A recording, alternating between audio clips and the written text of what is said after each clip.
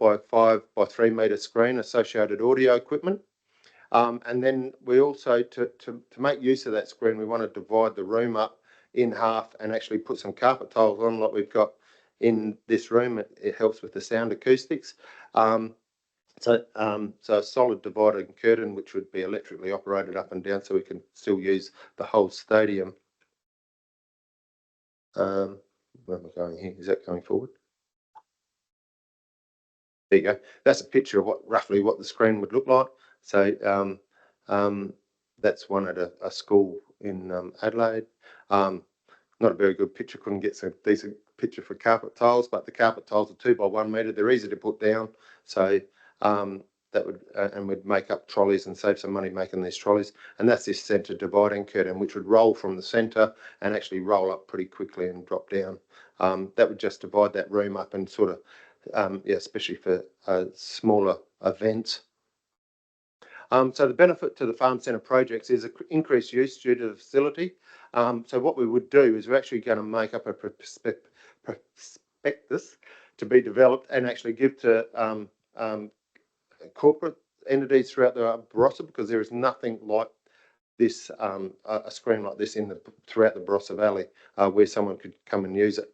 The attraction to business and corporates in Hutchins are local fellowship, utilises saved funds from community donations for a meaningful specific project. Because what I wanted to do, like over the last 2 years, we've received $56,000 from our naming rights sponsors, and I just don't want to waste that type of money that we get from those sponsors on general repairs and maintenance. I don't think that's fair.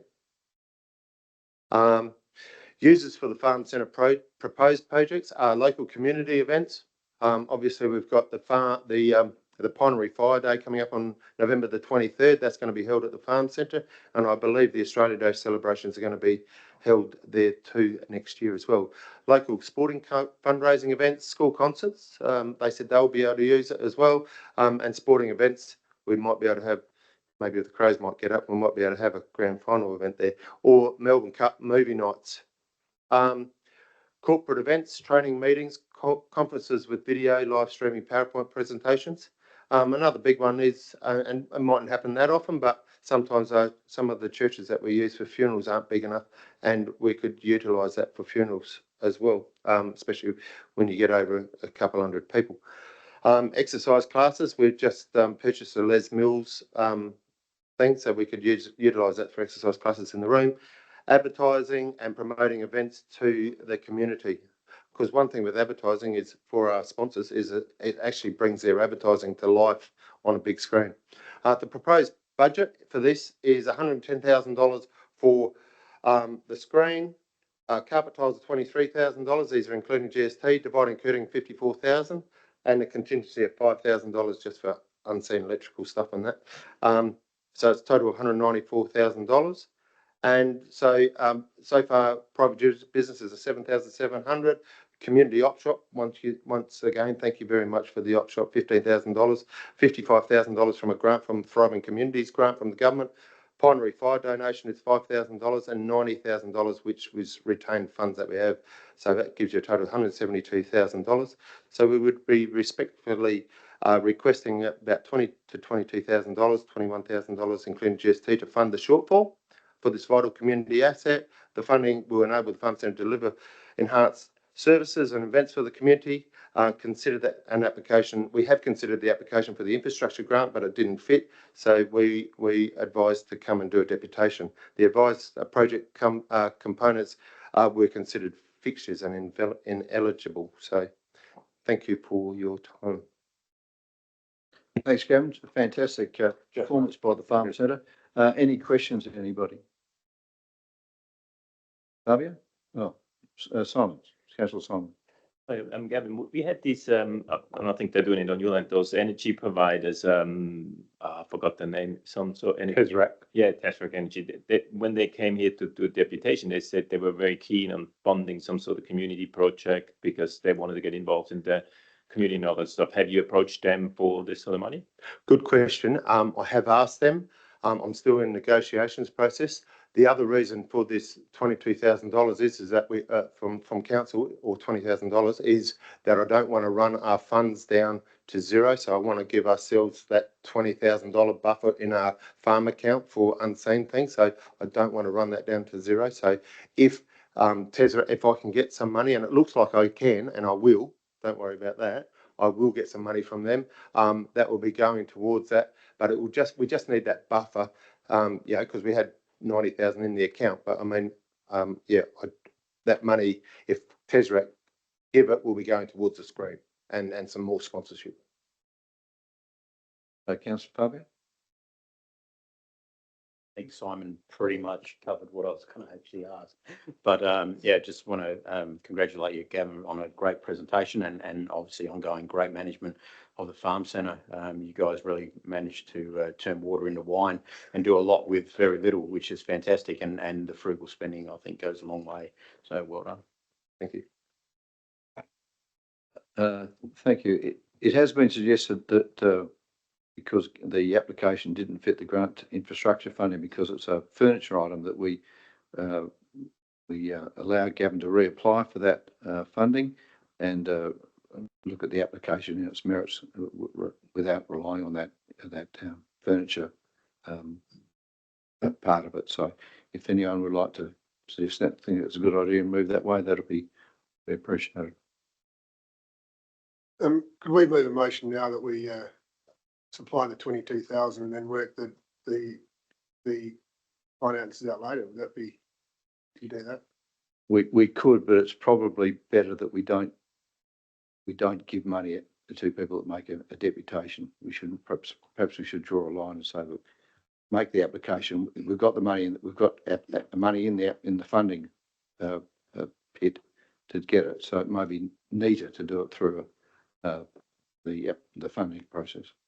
Can I just say that if we have to go through a grant process, because of this time constraints with our Pinery Fire thing, and we need it up for that, I've actually had to order this particular screen already because I've done the due diligence and done the costings. So that would normally not be covered under a grant if that was the case. I was just trying to be honest with you. That's what I had to do because we're coming up to November pretty quick.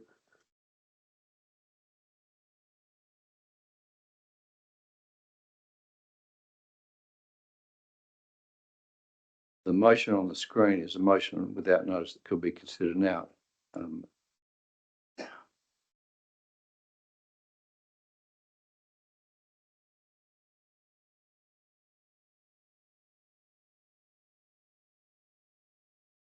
In that motion, when could Gavin be? When could we get the funds? Yeah, through you, Mayor Bill. So under the Community Infrastructure Grant Program, that program closed last Friday. It's got a budget of 100,000, and maximum grants of up to 20,000. So that typically could allow 5 or more projects, depending on what the applications received ask for. There were 3 eligible applications received under that. So there's budget capacity there to support something like this. The process is now to evaluate the applications and bring a report back to council, which would happen at the ordinary September meeting. So under what you see on the screen there, as an option, a report would come back to the September council meeting to consider, I guess, the merit of this equally with those other eligible applications and make a decision on it. So I'm not sure if that meets with your time frame, Gavin. I mean, well, it would, but as I said, we've had to order this screen because there's a lead time coming in from overseas. So I didn't actually, I had to move on this, but I wanted to bring it to the council anyway. Thanks. Yeah, I'd be prepared to move a motion that we supply, that we make 22 available. Is that what you want? It was only 20 plus GST. Yeah, I'd be prepared to move a motion that we supply 22,000 for this. If I had a second, I'd move that motion. Second by Councillor Ellison. You would like to speak to the motion? Councillor Simon? I mean, I think I do have to agree with Mayor Bill said that we shouldn't make it a habit that that people come in and ask for money and then we dish out money. I think that that's a very valid point. If Gavin's prepared, and it seems like that, then you've already paid for it anyway. So we're not that this shouldn't hold up the stream being ready for that important event. So I'd rather move to the point of trying to go through the right channels and maybe change that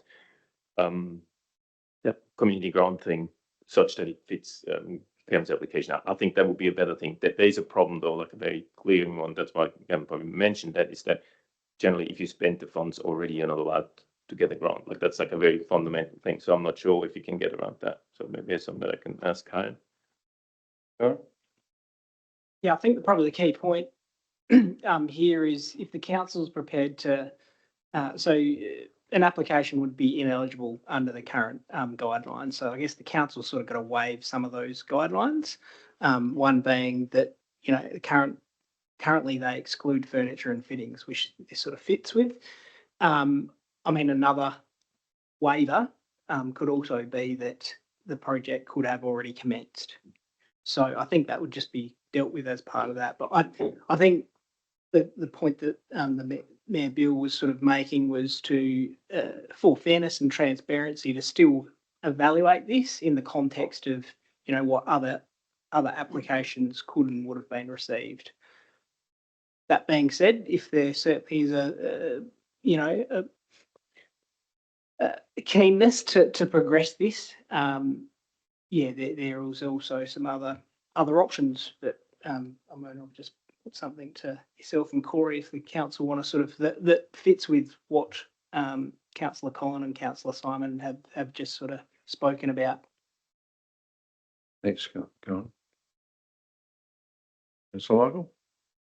Yeah, look, I guess first things first, Gavin, thank you for putting together your presentation. And it's good to see these grassroots-led community projects where the community is invested in them and community groups are invested in them. And yeah, I think it's reasonable that council, through rate take, and it also comes some way to support you. I do agree with Councillor Simon to a point.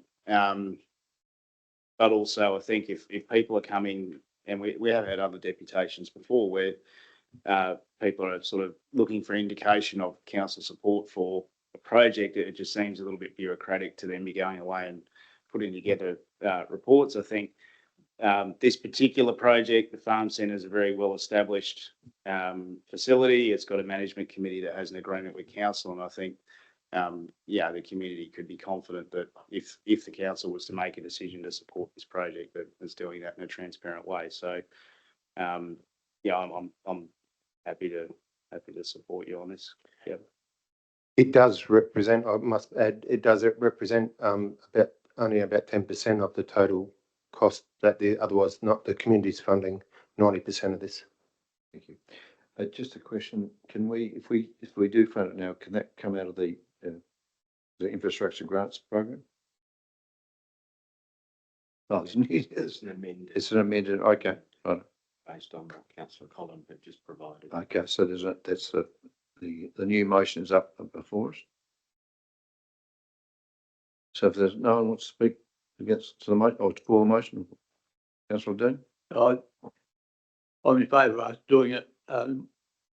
My question is, that motion wouldn't preclude us doing the other bits like modify the criteria and all that sort of stuff. But I think we really want the criteria as flexible as possible so that good projects aren't excluded on technicalities. And the two suggestions here, that is that in some circumstances the project could have started due to time constraints or whatever, and the other one was the furniture allowed. We should still do that, but I don't think we need a motion about that, do we? We can just expect a report on that in a future meeting. But this gets the essential amount of money to the right people at the right time, which is what we want to achieve. Thanks, councillor Dean. No, councillor Collins?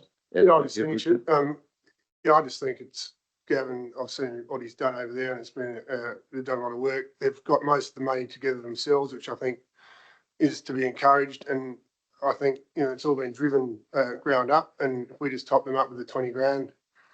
And, to Simon's point, we don't want to be doing to everyone that comes here. But I think Gavin and the Freeling group isn't, you know, they've presented very well. And it's only the third time or second time since I've been on council this has happened. So, you know, it's not like it's happening every meeting. And the squeaky wheel gets the money probably. So they ask for it, so they get it. Thanks. Councillor Collins. We'll put the motion. All those in favour? Carried unanimously. Thanks, Luke. Thanks, Gavin. Thanks, Steve, for your presentation. Much appreciated.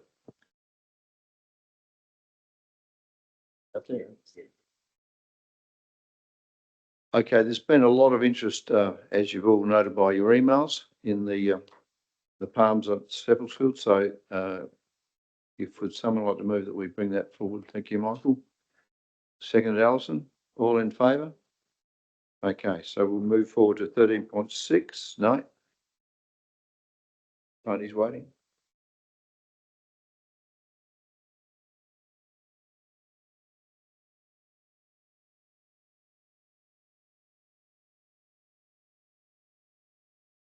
Councillor Allison. Councillor Allison, Councillor Michael and Councillor Allison.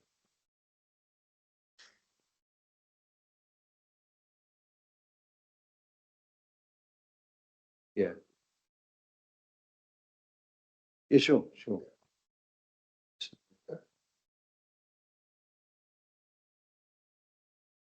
Fabio, would you like to see if the TV cameras are out there?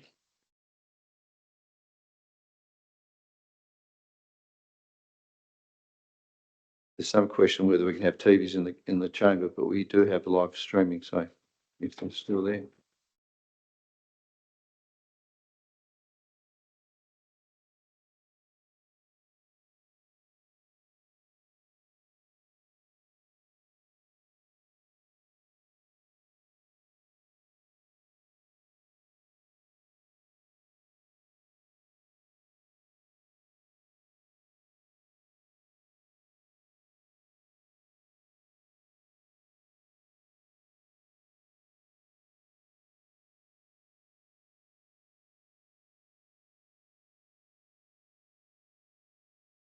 I think Fabio must be doing an interview out there.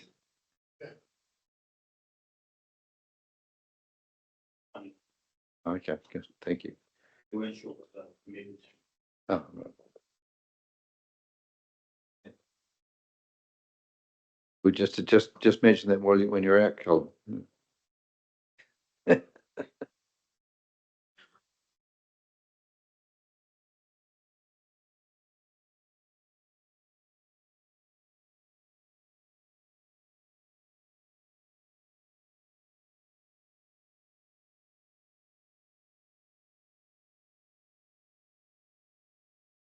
I don't think I've ever received so many emails about a topic.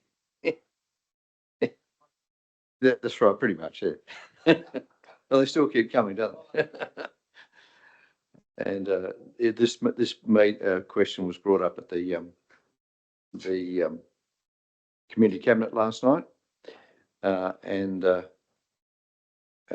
was, Councillor Minister Tom, I can't remember his surname, but Santonis was he had heard of it, but I don't think he was that much on it. But the Premier hadn't heard about it at all, and he was quite shocked when he heard it, and was really, they were both commenting how iconic the Palms were and how we can't let them fall or whatever. And I'm sure you all agree in the same manner. There's something that we need to maintain if we can do so. Right, there's a recommendation. I think Lynette's got a motion to move.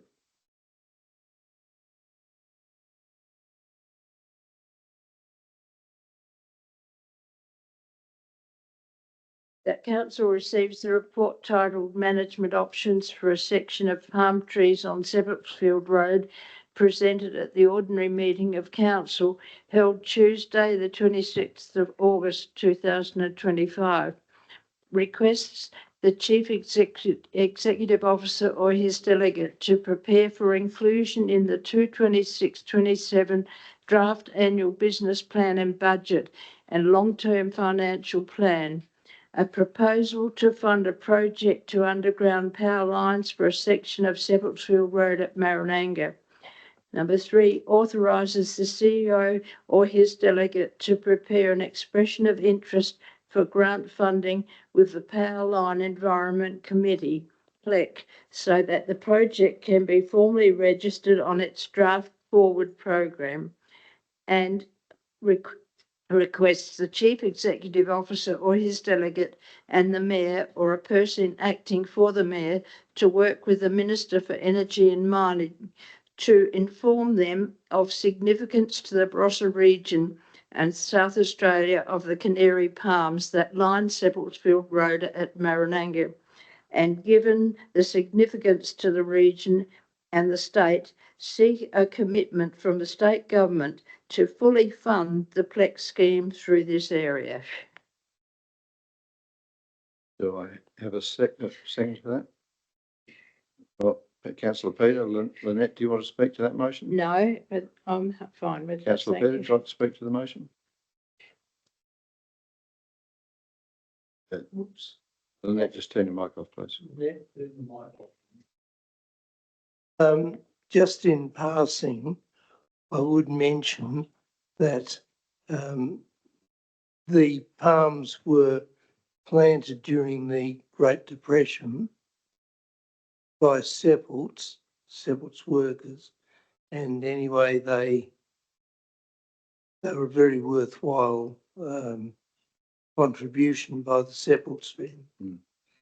And it's good that they've survived, and I think we have to remember that if they were cut off or topped, it would kill them.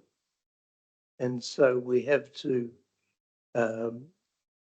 take other options. And of course, the most likely option is to underground the power line. And it's 792 metres. So it's a not inconsiderable thing. Mm. Mm. Thanks, Councillor Peter. Yep, very much so. Councillor Dean, would you like to speak? Just a question, Mayor Bill, in the report, it talks about 2 different undergroundings. One would mean that no tree would be lost and the other that 12 would. It's not really clear in that which of those 2 options is, and I think it should be a statement that the underground is so that no trees lost. trees should be missed. And I'd like to suggest if the mover and seconder are happy that be clarified so that we that there's no doubt at all that what this motion is saying is that we will not remove a single tree. As it is now, it's a little bit vague in that one, I think. Thanks, sir. I think it's very appropriate. And Peter, happy with that? Happy with that, yes. Thank you. Corey, can you add that in? Dean, Councillor Dean, can you just inform Corey, please? Just tell Corey what you. So, best place to do that would be underground power line for a section of Sepulchfield Road at Marananga, so that trees need be then that sufficient length so that none of them that makes Councillor Simon. Yes, Mayor Bill, I do have a question. I'm not 100% clear about this. So it says that it authorizes the chief executive to or request him to apply that the state government fund the PLEC scheme. Does that mean it funds the 2/3 or it funds the full amount? Well, I believe we're asking for the full amount. That's what we're asking. But I was on the impression that the Plex scheme only pays 2/3 of a project, so that to me seems a bit unclear. Yeah, go. Yeah, thank you, councillor Simon, through the chair. At the community cabinet last night, I think what we got from the minister was that person has the power to authorise the undergrounding of power lines, almost irrespective of an application. However, I think it would be appropriate for us to go and meet with the minister and actually make sure that that is very clearly tabled with him from this council, so that we could see the undergrounding of the power lines and the palms retained in their entirety without a cost to council, recognising that there is a significant benefit to our region and the community of South Australia by doing so. Councillor Collins? I'd just say, in two, it requested for inclusion for the annual budget, long-term financial plan. But if we're going to get the funds from somewhere else, why would we put that in the budget? The other question I do have is, I don't know if Simon and I have been speaking to about 3 or 4 of them. Well, I've spoken about 10 of them that have sent me an email, but there's about 3 of them that are very keen to actually want to drive this, and they want to take it to government and they really want to be involved. So, you know, whether we could get them, request the chief executive or his delegate and the mayor and a group of local residents who really want to drive this. Like Kathy Wills spoke very well last night, and she, she impressed the Premier and impressed everyone in the room. And I think if you had someone like her representing those trees and the Mount Angus people, I think that would be better than having yourself and the CEO, even though I'm sure you do a very good job, Bill. But yeah, I'm hoping you might put a separate motion after this with regards to that. Oh, so that'd be a separate motion, Separate motion after this as well. Oh, okay. All right. Nice. Right. Good. Yeah, I was just going to ask because I was thinking it'd be the same. I would want to amend it to a certain degree, but do you think that's 2 separate motions? I think this is we're saying we're going to do it. We're going to seek funding. Then another motion to say we're going to have community support and community activity in supporting stuff.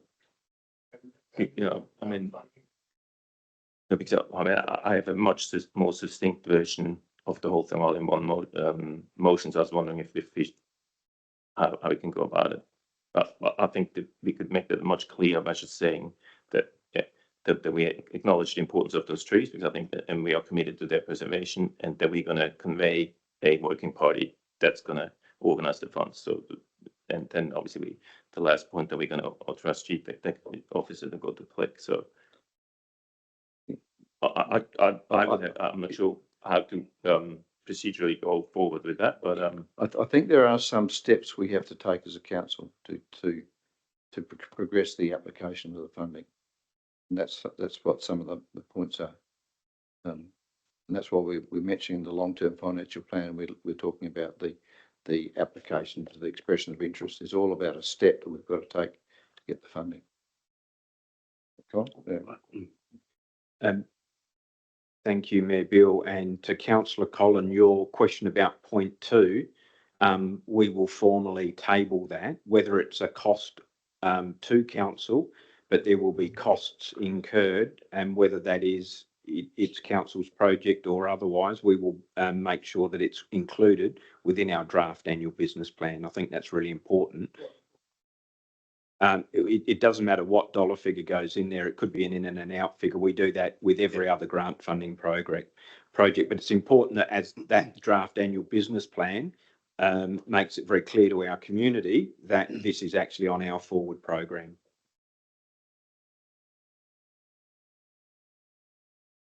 Oh, Councillor Mike, sorry to see. Thanks, Mayor Bill. Yeah, it's pleasing that we've all sort of come here, I think, with a similar view on this, given the level of community interest that is in this issue. And I'm pretty comfortable with that, the way it's written. I agree with Richard that routinely we put these projects in the budget and we make assumptions about grant funding, which we did last year for certain of the road projects. I think it's clear that we're seeking the to fully fund the Plex scheme through the area, and I think Councillor Dean's added a bit more certainty to that. So I'm very happy to support this as it is, and I think it's very clear on what the actions are and who's doing what, and it's a clear message to the community on what we're going to do. Okay. Councillor, do you want to finish the?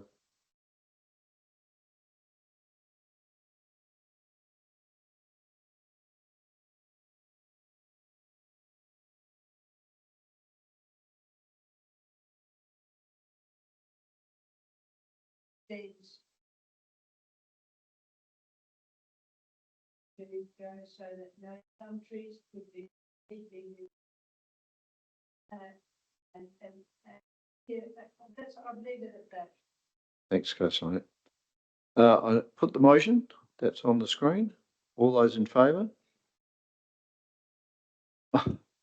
Yeah, seconded. Peter seconded. You right? All those in favour, sorry, we'll put your hands up again. All in, carried, thank you.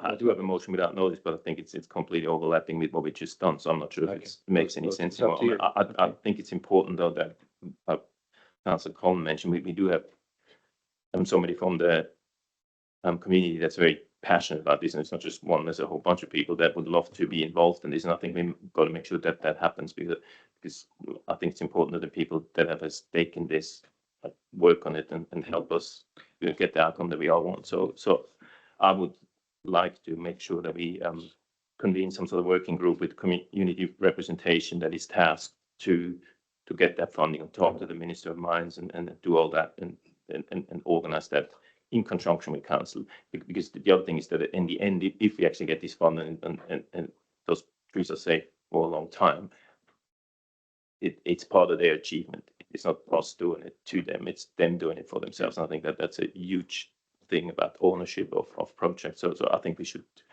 somehow form a working group that can do that. Well, so I can, but that's just, well, I give my full motion to the governance group.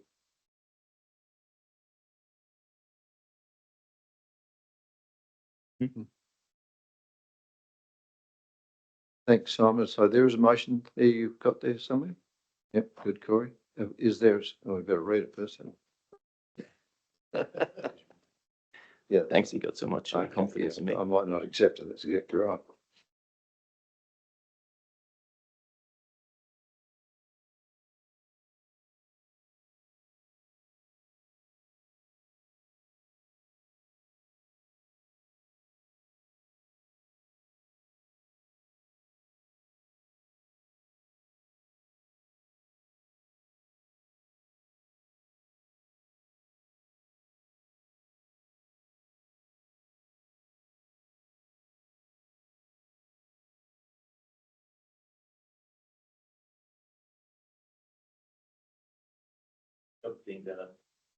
The other thing that was part of my motion, which is sort of part in the first one, but was acknowledges the significance, that council acknowledges the significance of the Canary Island palm trees in Marananga and expresses its full commitment to their preservation. I think that's, I mean, the first points, the first motion sort of says that. I think it's just important that council states that we are fully committed to preserve those, because the community outrage about the fact that council wants to chop those trees, which was never the case, but we really need to calm that and say that we are fully committed to save those trees. Yeah, won't hurt at all. So it'd be 0.2 and 0.3 in that sense.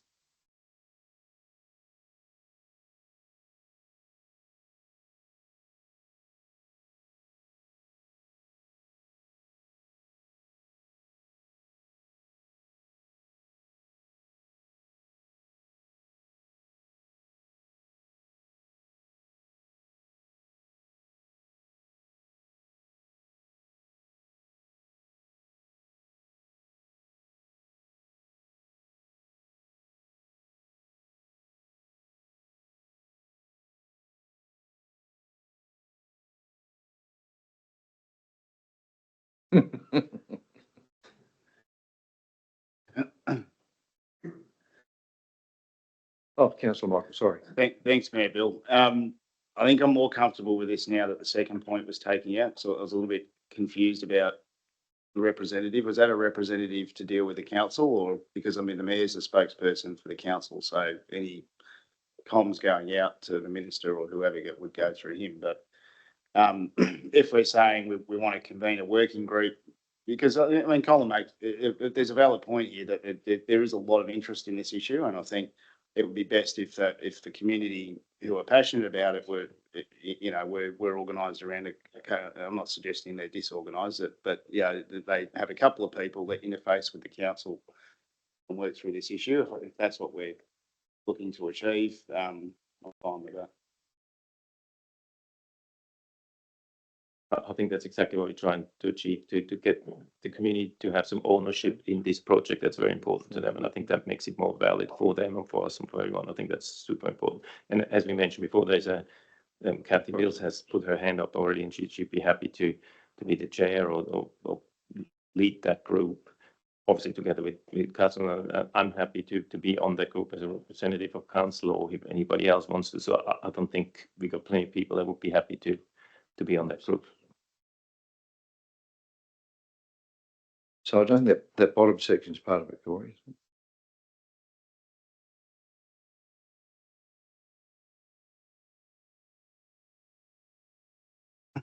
So I think what I was going to say is that at the moment, it's not really giving a clear instruction on who's convening the working group, how many people should be on it. I think the bottom part confused me initially, but now I think, you know, if it's requesting the CEO to engage with that, you know, so it's the Seppetsfield Road community, the Marananga community, you know, you know, and there's various community groups in that area. That's a pretty clear direction, and they nominate one or two people and come back to us. I think without that, it's not providing clear direction to the administration on what we're asking for.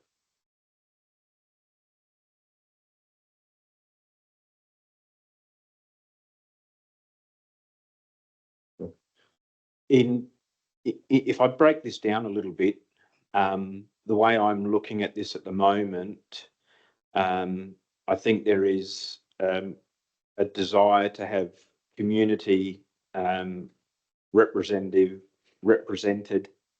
when we meet the minister, and I think that's one component. In terms of a working group, if we think about that more broadly, if this becomes a project, there will be a working group, is what I would be saying. I think that will occur. And those people of interest will be a part of that. So my question in relation to this is going to be, we don't want it to be bureaucratic in terms of a working group, but do we need someone to come along with us? And I've just got a email right now from the chair of the Seppelsfield Road Business Alliance. So having someone along those lines would be very good, or a Kathy Wills. But is that enough for us to go to the minister with? No different to the way we went to the minister with the drought funding. We sort of, you know, took a couple of people. Or are we establishing a working group and then we're waiting for that to be established before we go to the minister? That would be my questions in relation to that.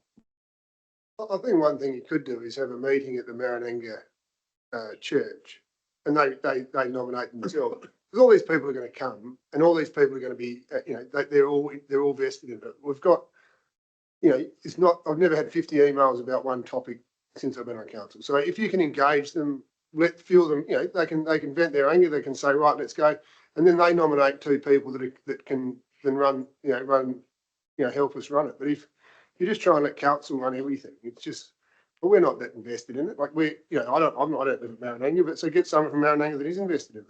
That's all I think is trying to, and we've had, you know, Kathy Wills has been one that I've spoken to, but there's been heaps of others that have been, would you just as passionate to do it, but let them vent, let them air, and let them get the result they need. Okay, well, if we're happy with the motion as it is. Councillor Michael? So just to round out, I mean, I'm happy with the motion. I think it's important to have the community involved, but I think the reality of this is it'll either be funded or if it's funded, it'll happen and it'll be over quickly Yes. and that'll be it. Yeah. So we could be overthinking what's involved here. It's an advocacy piece that says, hey, state, we need some help. We get the funding and then a contractor will come out and underground the power and it'll be done in a couple of weeks. So it's probably something to keep in mind. All Through the right, mayor, but have we got a seconder first? second, I haven't really moved this yet. Oh, you haven't mentioned. No, because I'm not happy about that bottom bit. We really don't think we need that, because I think the two things are very clear, which is need to acknowledge is insignificance. We convene a working group, and as Councillor Collins says, it's not a big thing. It's not like takes time or anything. And I think what Councillor Michael said, it seems very optimistic they're going to come there and in 2 weeks' time it's going to be done. I think that's a very optimistic take. And there's really no rush. Even in the report, it says we got a couple more years' time to organize this, and it might actually take that long. It's quite possible. So I do think it's important that we get a group together that's passionate, that takes that away from council's responsibility to a certain degree, own it, get it done, and then can be proud of it that they save their own trees, instead of us being the people that have to lead this. So I would just have these 2 points, and I'd be happy to move that. Okay, thank you, Councillor Simon. Is there Councillor Collins seconded? Councillor Lynette would like to speak? I agree with councillor Michael. And I don't think, I think just leave it at that, 1 and 2, and don't add any more to it, because you're only confusing everything and making it harder. And we don't want to do that. We want to make it as simple and quick as we can. Thanks, Councillor Lynette. Councillor Simon, any more comments? I'll put the motion. All in favour? Carried. Thank you very much.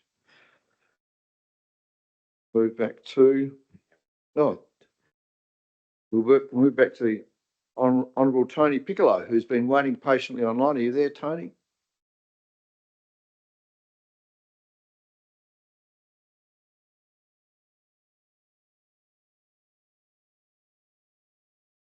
Tony's presentation is about the NGAC presentation, and it relates to a motion 13.8 in the agenda.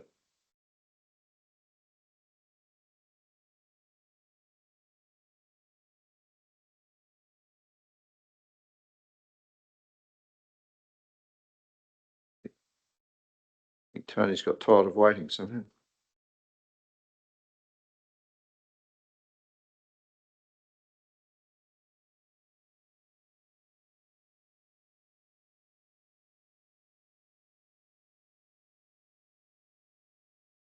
Okay.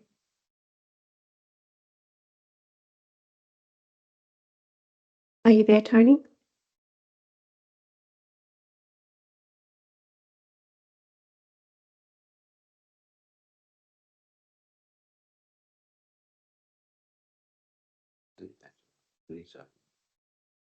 All right. Well, perhaps we'll just move on if he's had another meeting to talk to as well. So we move on to 7, adjourned business. There's No. Oh, here he is. Your Tony, worship, there. can you hear me?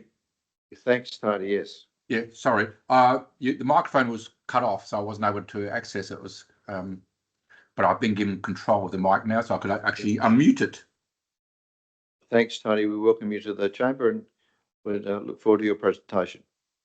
Okay, thank you, Your Worship, and thank you for the opportunity to address your council. As Your Worship would be aware, and also the Deputy Mayor would be aware, that there's been some discussions happening for some time now in trying to get councils to work more closely together. And I know that the announcement last week does sort of complicate things a bit, on the announcement on Friday, and the recommendation by the Boundaries Commission.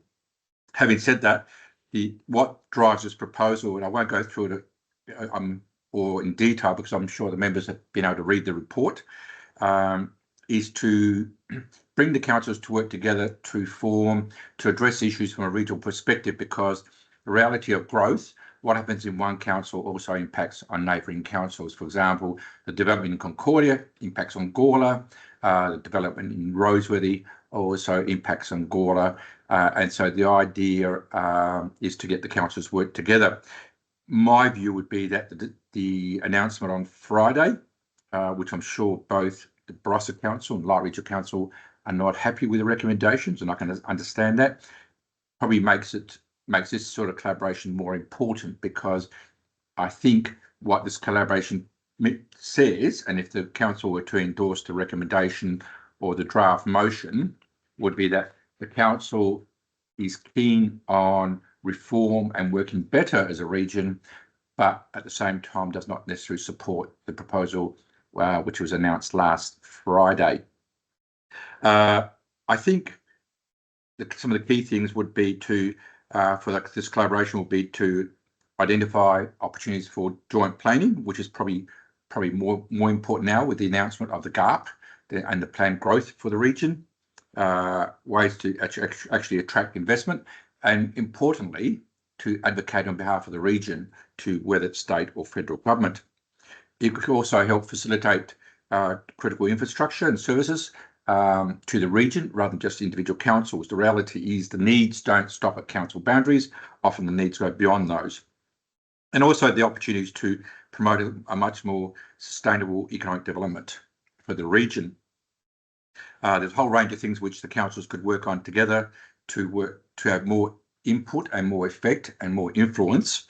And this is through this collaborative model.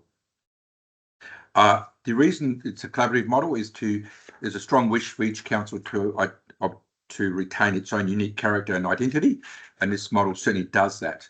What it does do, though, is help four councils to lobby government and government as a one single voice, and they also have more impact. Whether that's dealing with the Gordon River, for example, which is 3 of the councils share. Whether it is actually transport infrastructure, which obviously impacts on all the councils, whether it's how we actually we deal with the housing strategy, which the government will put forward, etc. So what this proposal seeks to do is to acknowledge that there are huge benefits to be delivered by the councils collaborating. I won't say much more because I don't just necessarily repeat what's been put in the paper, which in papers to the council. I'm happy to answer any question councillors might have, but I would reaffirm, and I'm aware that councils, like I said, Light Regional Council and the Barossa Council in particular, would be most disappointed with the recommendation made. And I share those concerns that councils have expressed, and I'll be making my views known in Parliament next week in response to that report. I think this proposal is proactive and would send a strong message to the government that there's a willingness to reform and there's other ways to achieve reform, and the one which has been put forward last Friday is probably not the best way. Happy to answer any questions, Your Worship. Thanks, Tony, for that. Are there any questions? I think we're all pretty much in support of the idea of collaboration amongst groups. Councillor Collin, thank you. Just on the recommendation we've got, it actually it says endorses the lobbying state government by the foundational member councils and the member of Light to provide funding stimuli. So you're going to be, the member of Light is actually going to be a member of this group? No. I'd be advocating on behalf of the group. The group would be with 4 councils, and that my role would be to advocate on behalf of that group. And my advocacy would be go to the extent that we'd actually try to get some state government funding to get this group going, and also fund it and help it with investigations which actually deliver to good regional outcomes. Thanks, Tony. Councillor Simon?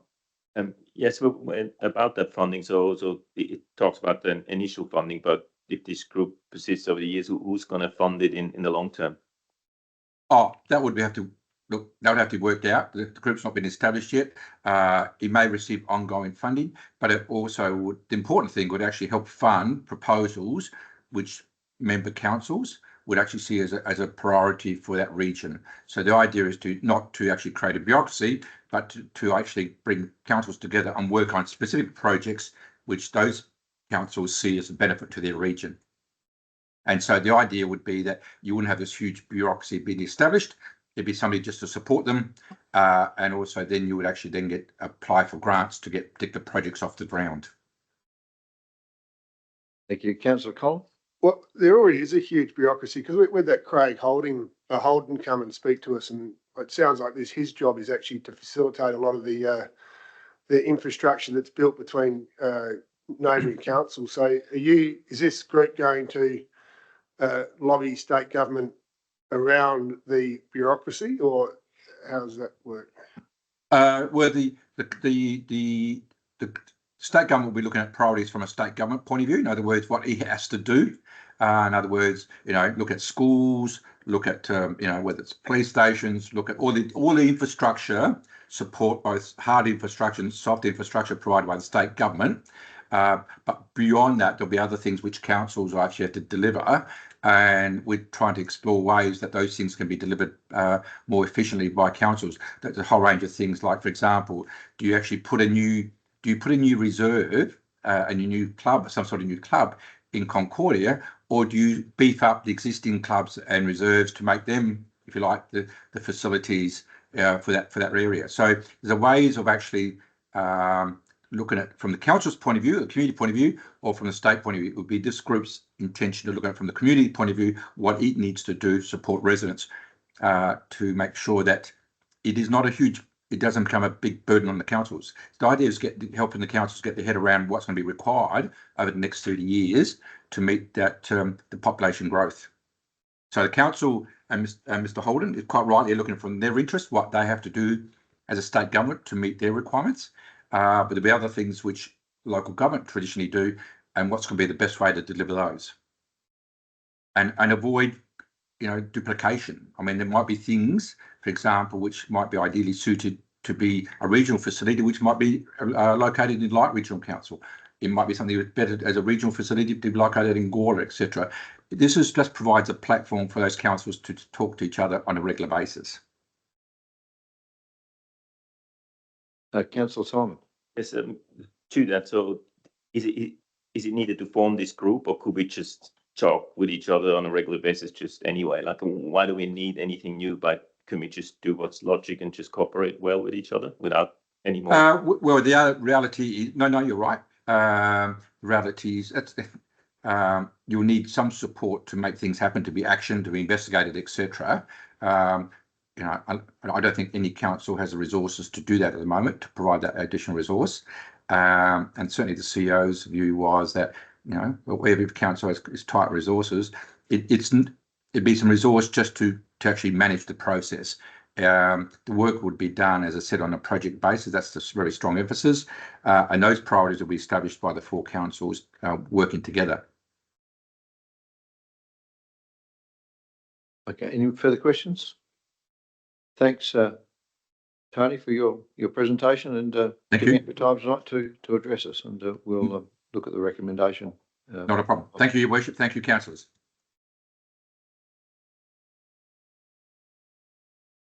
Okay, now I'll seek approval to bring that 3.8 forward. Michael and Dean and Ella, everyone's going hands up. All in favour? Okay, there's a recommendation there, 13.8. Someone like to move that recommendation? Councillor Michael? Oh, sorry. Corey's not there yet, so it can't be seen on the TV.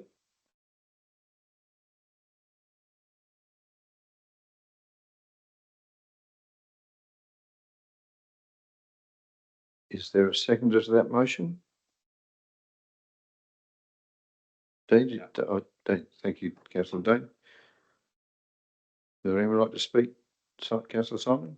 It's just more a question is speak up. Just it's a long recommendation or motion now, and I understand what it says, but it receives and receives, and it notes and it notes and it notes, and there's only two things at the bottom that actually tries to do something, but even those things are fairly wishy-washy. I'm just wondering what it actually achieves. I fail to understand what it actually will do. So we walk away with, and then what have we done once we pass this? Can somebody explain that to a simple mind like me? Richard. I think the short answer would be no. No, look, what this has done is this is the recommendation that the CEOs have actually jointly crafted together. So each council will be putting something up that looks, I'll say, identical. It may have slight differences between it. But this simply shows each council is right behind this, and to be honest, this will enable us to take the next steps. There are, I mean, while I think the elected body would be aware that the mayors and acting mayors had met, and I think yourself, and when you were deputy mayor as well, we had met. It hadn't really been formalised in any way with the chambers. So this today, the report and Tony's deputation has done that, has tabled it, brought it into the chamber, and we now know that, well, hopefully, after the series of council meetings, that all 4 councils are going to be right behind developing up this collaboration now. Okay, Michael, I'll just speak in support of it briefly. I mean, I had the benefit of attending one of these where we sort of talked about I guess the vision for this group going forward. And I think, given that our region is really the focus of growth in Adelaide for the foreseeable, with some exceptions for the foreseeable future, it makes sense that local government works together, for the reasons as Tony's talked about, so that the right decisions are made from a regional perspective. And if there are opportunities to share services or do things more efficiently, this is one way of looking at it. I think it's another way for local government to remain relevant with the state government and show that, yep, we can work together. We're not working in silos. And I think it makes a lot of sense. So happy to support it. thanks, Councillor Michael. I'll put the motion. All those in favour? It's carried. Thank you. And we return to the action items. We haven't got very far, have we, it seems? Okay, so we'll go through them as we per normal. So page 7. Page 8. Page 9. Page 10. Page 11. Page 12. Councillor Connor, you got something? You can try. Well, yeah, page 7, it was Clare Road, but I just, you're going to be quick for me, Bill. I'm not, but, I was only being Clare Road, just saying because I spoke to, All right, yeah. oh, is that right? Yeah, Yeah, so sure. I'm just saying, spoke to the minister and John Whelan, and they're quite bullish on Clare Road. So I'm just hoping that we can keep going ahead with that, because I think that'll be a great result if we can get that organised by the time the election's called. Thanks, Colin. Yeah, I appreciate you speaking to him too. It was very valuable. Councillor Simon. I had to go one back, not quite as far as Councillor Colin, but just page 11. There's the Page 11. yes, it's management agreement Freeling Institute. I just wondered, it says advice provided to the Freeling Institute RSL and agreement prepared for execution. I just wondered if that agreement has been executed by now. Megan. Thank you, through the chair. Yes, it has been executed. Thank you. Okay, anything further backwards? Are we going? Right, yeah, nothing, section 11. So we're on to infrastructure and sustainability reports about the monthly works program.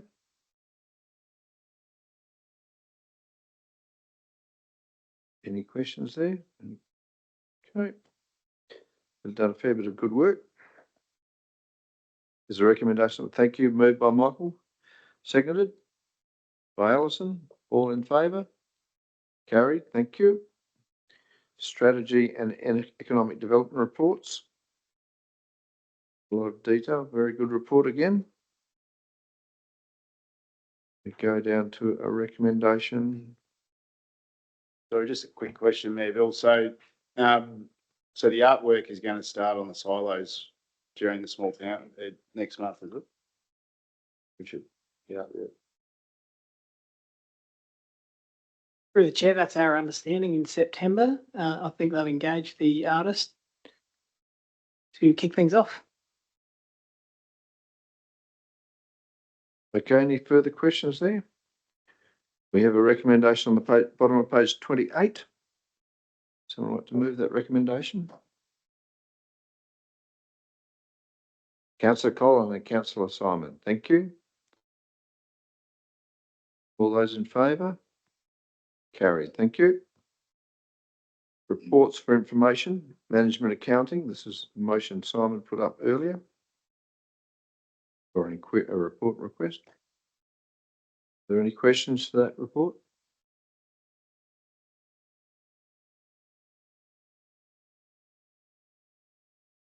Oh, Simon, to what head out, sorry. That's I think it's a great report, and I'm looking forward to have that implemented. I can't 100%. I think I've read it somewhere, but now I don't know anymore. Do we know when we actually gonna get that finalized? Because it looks like a very, very good thing, and there's a few options in there, and it seems very interesting and a good project. So, is there any timelines that we can have on that? Yes, Richard. Yeah, through the chair. So I think there's a couple of, I guess, separate but related issues with the subject matter here. So one is the full cost attribution policy. So there's a report that's been drafted that'll get finalised and go to the September Audit and Risk Committee meeting, and then council will consider that. I guess the other related matter is around introducing systems improvements so we can directly monitor and report time spent on strategic projects. So the report sort of talks about changes to our timesheeting and payroll systems that council is exploring at the moment, which is a change management project in its own right. So that's underway at the moment. We're hoping to have a new system in place by December. And then there's obviously use and training around that. So that will basically just replace our current system as is. So then there's a next bit of work to then change that again to introduce new practices that will allow us to monitor and report on strategic projects that the council identifies. So that's really a future sort of project that, yeah, we'll still need to plan throughout. So that could only commence next year. Okay, no further questions on that one. We have the Light Country Visitor Information Centre business plan. It's again pretty straightforward. And then the Wasleys Road, Forest Road investigations. Okay, for Michael. Yeah, not so much question, more comments. That was really good report. Thank you. And Forest Road obviously would require a substantial investment from council. I see there's something later in the meeting about prioritising these strategic roads. I think that was quite timely, and yeah, just wanted to say thank you for the report. Yeah, I agree. It's a good report, and the forthcoming report is going to ties perfectly into that, doesn't it? It really will. CEO monthly report. All pretty straightforward. Any comments there, Richard? Okay. The South Australian Local Boundaries Commission is in the supplementary agenda 12.5. It's the report that came through on Friday, which we're all flabbergasted with. If you read it, I kept reading every page. Where are they getting that from? Where are they getting that from? So we've noted it, and we've spoken to the minister at the meeting in Clare on what day was that? Thursday, Friday, what day? Monday. Yes, Monday. And he certainly was of the indication to us that he was going to review it very heavily and didn't wanted to read the BDO report because it seemed far far-fetched, the Commission's report, so. He's going to release that by Christmas, he said, the decision, so, into the report. It is, of course, causing serious problems to Barossa. We're in the middle of signing deeds and all sorts of stuff, and they may want a decision a lot sooner than Christmas, I think, so. Okay, there's a recommendation on page 40. Oh, Councillor Lynette. No, you're moving it. Okay. Seconded. Councillor Michael. All in favour? Carried. Thank you.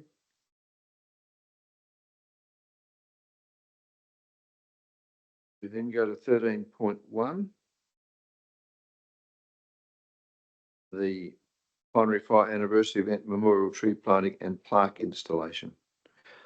Lorinda, would you like to speak on this?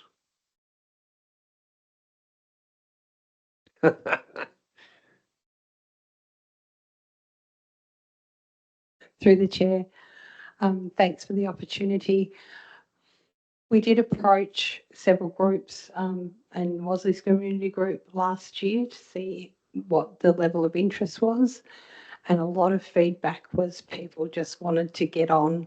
They didn't want to, dwell on things and remember it. And I just happened to receive a call from Gavin Schuster a couple of weeks back and happened to mention that they were doing this event on the 23rd of November, Sunday 23rd of November at the Farm Centre, but involving the wider region. And it was just one of those ideas that, well, perhaps council could be involved a little more in the event and do something to acknowledge that anniversary. Good, thanks, Lorinda. Let's move. Seconded. Councillor Dean. Oh, dead heat there. Sorry, Peter. Any comments? All in favour? Carried. Thank you. 3.2, the development of the Light Regional Council Disability Access and Inclusion Action Plan. Lorinda wants to have another go.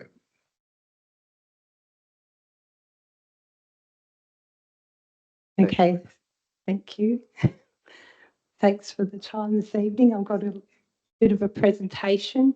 I'll try and keep it fairly to the point. Just to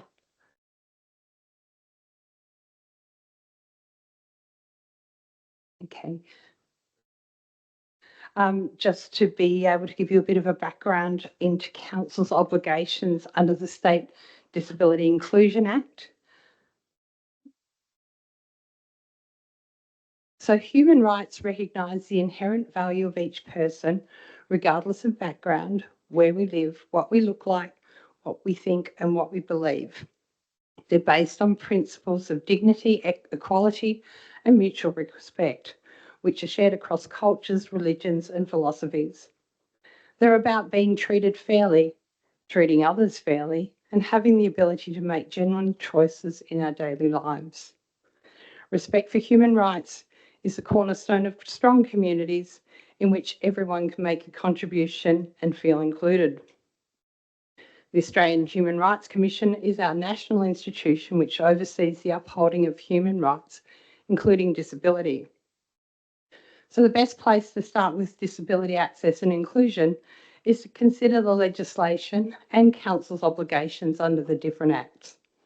So we've got the Disability Discrimination Act 1992 or DDA, and that makes it unlawful to discriminate against a person in many areas of public life. For example, employment, education, getting or using services, accommodation, accessing public spaces because of their disability. The DDA covers people who have temporary or permanent disabilities, physical, intellectual, sensory, neurological, learning and psychosocial disabilities, diseases, illnesses, physical disfigurement, medical conditions and work-related injuries. And it extends to disabilities that people have had in the past and potential future disabilities, as well as disabilities that people are assumed to have. So it's a pretty broad definition. Now, the SA Disability Inclusion Act was introduced in 2018, and the aim of the Act is to promote the full inclusion in the community of people with disability and to assist people with disability to achieve their full potential as equal citizens. So under Section 13 of the Act, a state disability inclusion plan must be prepared and be reviewed every 4 years and a report prepared for the Minister. And the one that we have to look at is Section 16, 17 and 18. And they're the legislated obligations of all state authorities, including councils. So Section 16, each state authority must have a Disability Access and Inclusion Plan, or DAPE, which aligns with the priorities in the state plan. Section 17, each state authority must submit an annual report on the progress of their DAPE to the Minister. And Section 18, each state authority must undertake a review of their DAPE at least once in every 4 years and submit that report to the Minister. So Light Regional Council's initial DAPE was a regional plan in collaboration with Barossa, Gawler and Adelaide Plains councils, and that was endorsed in June 2018. The State Disability Inclusion Act was released in July 2018, and the state had to develop their disability inclusion plan. So then all councils, after the release of that act, we had to develop our own DAPE and release it publicly 6 months after the state DAPE was gazetted. Our regional document between the 4 councils became our reference document, with the findings of the public consultation they were used to inform our own Disability Action and Inclusion Plan, which went from 2020 to 23.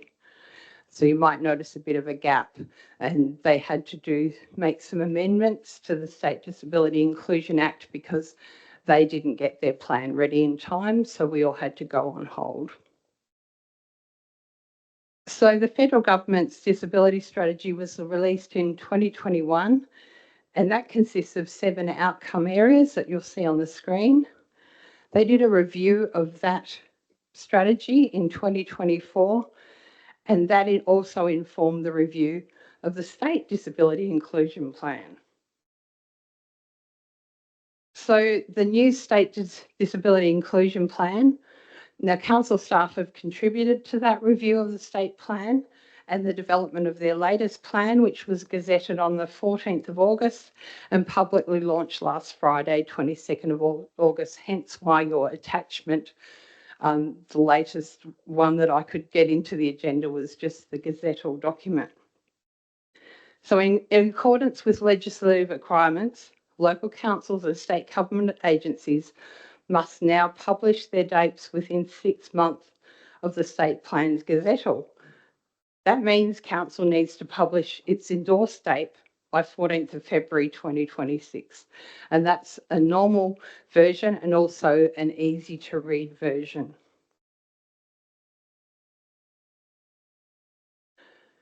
So in the State Disability Inclusion Plan, all councils have 16 mandatory actions to address. And the plan is made up of 5 domains. You'll see that councils don't actually have any mandatory obligations under Domain 4, Health and Wellbeing, but with our obligations under the Public Health Act, we can voluntarily choose to add actions under there. 8 of the outcome measures in the state plan directly align with Australia's disability strategy, and the 16 outcome measures are mandatory for local councils and will need to submit an annual report on our progress. The other thing we have to think about with the state plan is the priority groups. There's been 7 priority groups identified, and these groups must be engaged with when consulting on council's DAPE, with older persons identified as an additional priority following the public consultation for the state DAPE. I'd also like to introduce the concept of intersectionality. A simple definition of this is that everyone has their own unique experiences of discrimination. So we must consider anything and everything that can marginalise people, whether that be their gender, race, class, sexual orientation, and physical ability.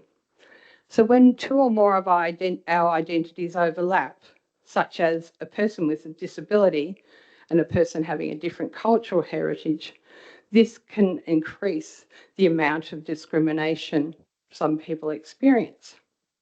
So we could use the example, residents of regional areas might experience discrimination, such as reduced access to services in comparison to people living in more populated areas. So being a person living with disability in a regional community might mean the limited services that are on offer might not be accessible to you. And one of the things we can think about here is community transport for people using mobility aids. So under the Act, when developing our Disability Access and Inclusion Plan, Council have to show that they've engaged with representatives of all these priority groups to address gaps or areas of deficiency so that these people can fully participate in their community. So developing council STAPE, as required under the Act, Council does now have 6 months to develop our next STAPE. Council staff attended a workshop facilitated by the DHS Disability Inclusion Team on the 6th of August, and the state has provided a template that we can use. The template outlines the preferred format for our DAPE with actions that align with the 16 mandatory outcomes for councils. So in order for us to develop our next DAPE for 2025 to 29, a stakeholder engagement process must be undertaken, encouraging community input. So with your support, Light Regional Council will commence their stakeholder engagement from next week using a range of methods such as community drop-ins, online and hard copy surveys, written submissions, phone or in-person feedback, and targeted discussions with priority groups. From feedback received during stakeholder engagement, council staff will then prepare the draft date using the DHS template, and then we'll come and seek approval to go to public consultation of the draft date, hopefully during November. I know that's going to be a pretty tight time frame, but we're going to endeavour to bring the final report to the December council meeting, but it's leaving a little bit of wriggle room if we can't complete it before the agenda deadline, and we can bring that document to the January council meeting and submit it to DHS before the 14th of February. So to finish, I'd like to share an example of feedback received by Council's I&E department following some upgrade works in the Wasleys community. And this feedback shows how much making changes in the community can benefit the health and wellbeing of residents, making them feel welcome and supported and to participate in their community. So I'll give you a little moment to have a look at that one.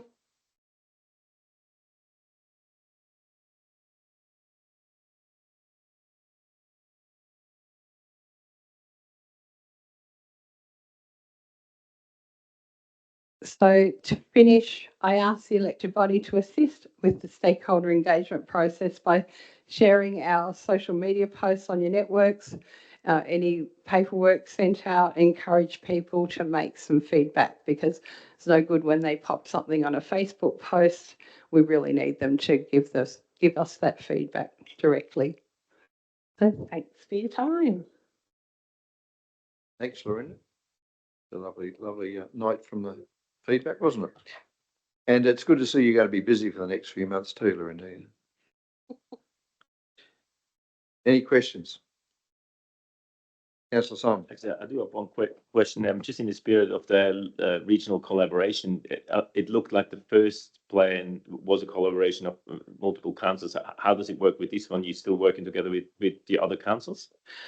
So with the first plan was one of the actions under our collaborative regional public health and wellbeing plan. And so the time frame having only 6 months comparing it to the time that it took to get 4 councils together and endorse a plan was actually ended up being a couple of years, and none of us could really meet that time frame of 6 months. So we decided when we go our separate ways with doing a plan, we still have that connection and do work together, so it's not seen as a barrier. Thanks, Lorinda. Any further questions? Okay, there's a recommendation on page 48 with regards to the disability access and I'll inclusion. move it, Mayor Bill. Thanks, Michael. Sarah Seconder. Oh, Councillor Simon, thank you. Put the motion. All those in favour? Carried. Thank you. Thanks, Lorinda.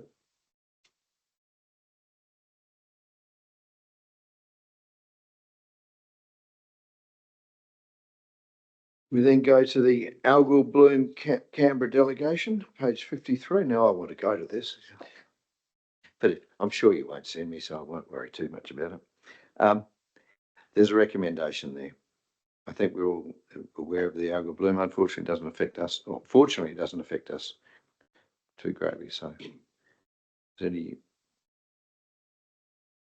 You'll move it. Thanks, Colin. Seconded. Lynette.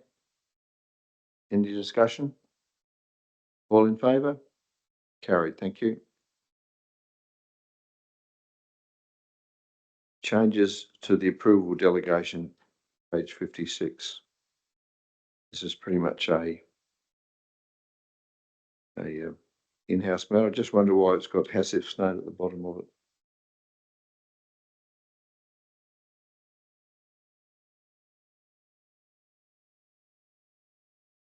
We're approving Hassif. No, approving it. Oh, and that proves the removal. Oh, sorry. I didn't read the whole thing. I read the top line, bottom line.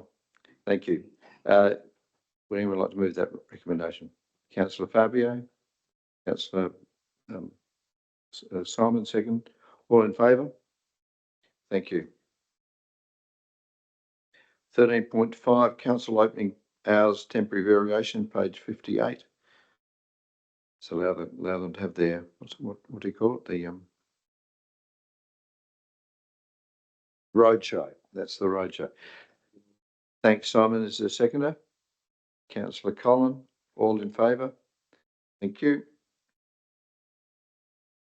We've done with 13.6. Just because the TV's not here, Colin. Angawal Bridge, page 66 of the ordinary agenda. There's a recommendation there about the Angawal Bridge. Anyone like to move that or speak? Colin? I've just got a question. So, I discussed this with you the other day. I think there's a great necessity for a pedestrian bridge over the river. Mm. I just don't quite agree that we'd spend money on providing recognition of the former bridge in the heritage site. I think why don't you make the new bridge the recognition of the heritage? So make the statement actually on the bridge rather than waste money on something else. Like, it just seems to me the priority should be the bridge, and that's a functional thing that we should provide for the residents down there. But if you want to put a plaque or something, put a plaque on the new bridge. So I just say maybe I'm not really that in favour of wasting council funds on I want the bridge built. Yes. Councillor Collin, in terms of item 3C there, are you sort of suggesting that we support the concept of providing recognition of the former bridge on the new bridge? Exactly, because if you read the report from Playford, they're saying that they want to do a recognition, but not on the bridge. They want to do it somewhere else. Yeah. I'm saying, why waste your money on that when we need a functional bridge that children and people can cross rather than getting run over on that bloody thing. So we need a functioning bridge, and then you make the bridge look a little bit like the one that fell in the creek and then or river. I just don't really support blowing money on something, a symbol. So in item 3C, if the words would be council supports the concept of providing recognition of the former bridge and its heritage at the subject site on the new bridge. Or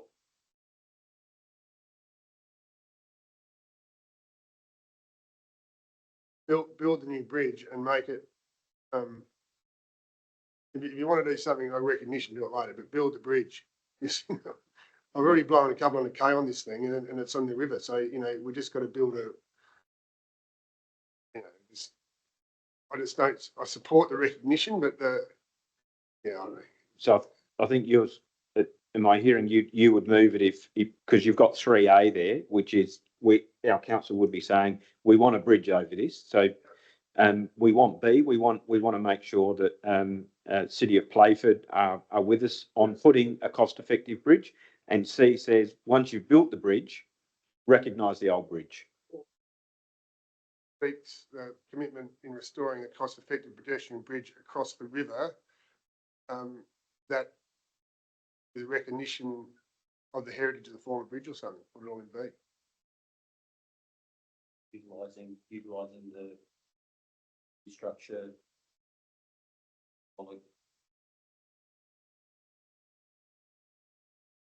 Through the chair, I mean, really what we're saying is that I agree with what councillor Collins is saying, and that can be conveyed through the design of the new bridge, but all we're committing to here is to support the concept of recognising the former bridge. How that support's expressed, we've given that feedback to the mayor and the CEO, and our expectation then is that it's done through that. I don't know, I mean, we can be more prescriptive if it. If you read Playford's or their resolution, it actually says they're going to commit funds to, and I'm just saying why they're going to commit funds to that when you've got to get run over to go over the river. I just build the bridge and then build a bridge and get over it. I think they're trying to dodge the issue actually, but there is already a monument there which has had a plaque on it which has been ripped off by vandals a couple of times. But so we could just use that monument. That's a lump of stone. But all I'm arguing is that I think that Playford Council are skirting the issue by putting a token thing there and not actually committing to the bridge. And I think we should just commit. Well, then do you want to remove C totally?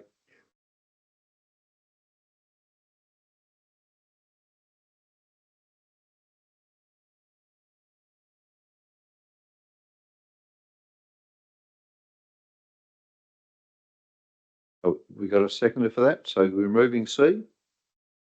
Is there a seconder, Collins? You going to move that motion, Colin? Seconder? Councillor Allison? Would like to speak for or against? Colin, you want to finish? No, Simon's got to have a word. Hang on. Yeah. Well, I think we definitely need to bridge through that and about the recognition part. I mean, if we would just use the existing apartments, put like a prefab bridge, then you literally can just lift into place with a big crank clunk onto it, and then the whole thing's done. Like you got the recognition, you got the bridge, you got everything all in once, and it can't be that expensive. Righto, Colin, final word. Put the motion. All those in favour? Carried. Thank you. 13.8 has been covered. Proposed changes to the LGA in the supplementary agenda. 13.9. Thanks, Michael. The seconder.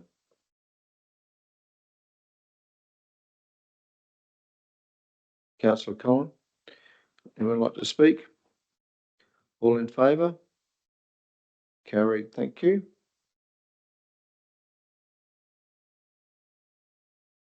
13.10, Strategic Road Upgrade Framework in the supplementary agenda. Very good report. It has been suggested we might even look at a workshop to see actually put it in place, see how it moves all together. Colin, you moving it, the motion? Seconded? Michael, any discussion? Motions? I'll put the motion. All in favour? Thank you. 13.11, rating options for the Rosalie Township expansion. Page 17 of the supplementary agenda. This has been a report that's been worked on. Colin?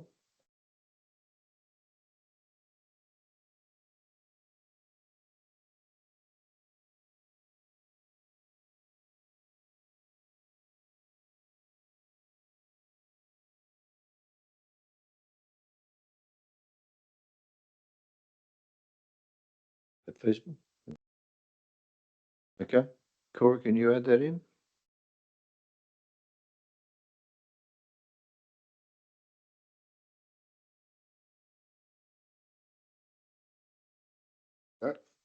Yeah, I'd like to make That, that. all right? Yep. Is there a second to that motion? Councillor Simon? You want to speak on that motion? All I was going to say is I think if we get it done in by October and we can get this embedded, hopefully by the coming calendar year, so we can take it into the budget cycle next year if we have an idea if any of this is feasible. So I think that we'll see how we go. See if we can get a bit more money. So where's that change in time gone? Is that? Yeah, just there. Oh, part 2. Okay, sorry, I was looking at part 3. Okay. If no further comment, the motion now be put. All in favour? Thank you. Carried. There are no questions on notice. Are there any questions without notice? Councillor Allison? Thanks, Mayor Bill. Just in relation to the Red Banks water catchment, that the water that comes down off Torts Road and then it's come down towards the train line, it's gone into the little water reserve to the left. I've just had a couple of people ask me where or what is council going to do with that water that's now sitting there, moving forward towards summer, and they're concerned about mosquitoes and other midges and whatever else that might breed in there. I notice there's a lot of ducks on there, so they're enjoying it at the minute. But yeah, it is just a very, stagnant piece of water now. So I was just wondering if we could have some update at some point, just where we might head with that. Yeah, thank you, Councillor Anderson. Yeah, we'll get, we'll find out that information and get that back to you soon. Thank you. Okay, Simon? Yeah, another question. It came to my attention that today there was the public consultation opened for a roundabout at Seppelsfield. And obviously you can imagine there's, at the same time that we're talking about saving palms, that includes cutting down a few of those palms. So my question would only be what this roundabout is for, if anybody can answer that to us.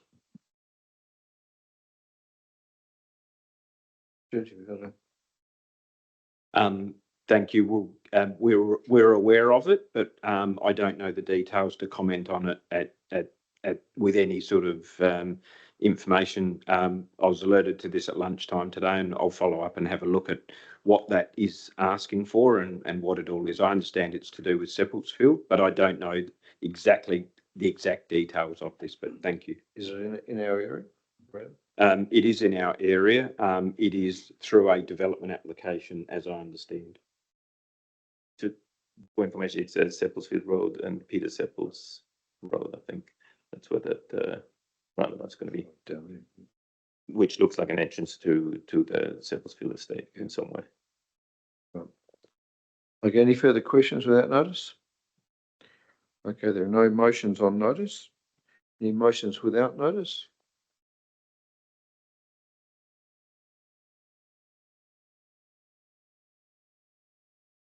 Okay, so we now move to the confidential items.